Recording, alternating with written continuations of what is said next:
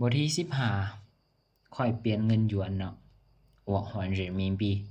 注释ข้อสังเกตเอามาเบิ่งข้อที่1เฉียนเฉิงเฉียวเจ๋ชื่อฟู่เป็นคำเรียกหรือเอิ้นบุคคลในภาษาจีนข้อที่1น้อยเนาะเฉียนเฉิงโดยทั่วไปแม่นใช้เอิ้นผู้ชายสามารถเติมนามสกุลได้ไว้ด้านหน้าคำนี้ได้เช่นหวังเฉียนเฉิงท่านหวังเนาะ2เฉียวเจ๋โดยทั่วไปใช้เอิ้นผู้หญิงสามารถเติมนามสกุลได้ด้านหน้าคำนี้ได้เช่น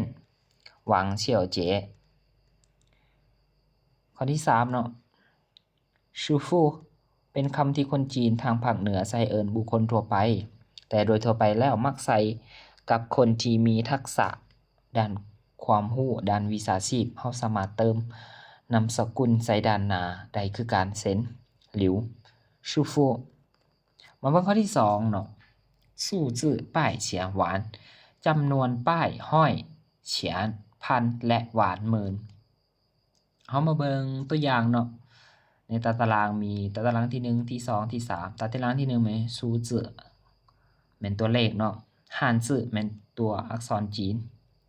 และตัวนี้แม่นพีอินเฮามาเบิ่ง150เนาะ150ภาษาจีนว่า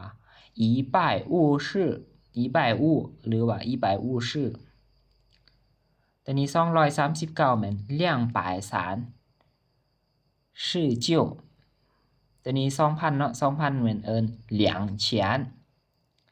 2,800 แม่นเหลียงเฉียนหลิงป้า 6,015 แม่นหลิวเฉียนหลิงอีชื่ออู่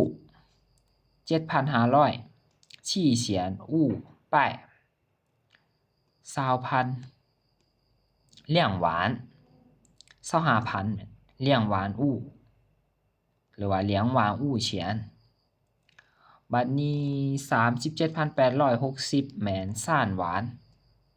ชี่เฉียนป้าปายหลิวชื่อ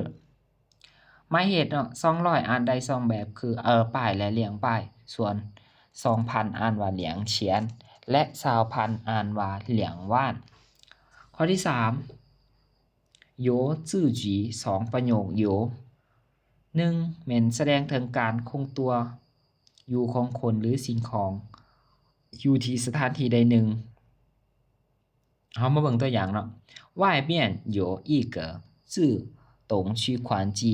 ข้างนอกมีตู้ ATM ตู้หนึงหรือว่ามีตู้ ATM ตู้หนึงเนาะอยู่นอกมีตู้ ATM นึงตู้หนึงเนาะ1ตู้บ่หรือตู้หนึงว่าสิว่าได้แล้วบัดนี้เฉียนเปี้ยน有一个银行ข้างหน้ามีธนาคารแห่งหนึ่งเนาะมีธนาคารหนึ่งหน้าเปี้ยน有几个留学生ข้างนั้นมีนักเรียนศึกษาต่างประเทศ 2-3 คน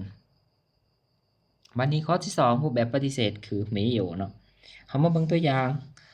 外边没有自动取款机ข้างนอกบ่มีตู้ ATM เฉียนเปี้ยน没有银行ข้างนอกบ่มีธนาคารข้างหน้าบ่มีธนาคารเนาะขออภัยหน้าเปี้ยน没有人เบื้องนั้นบ่มีคน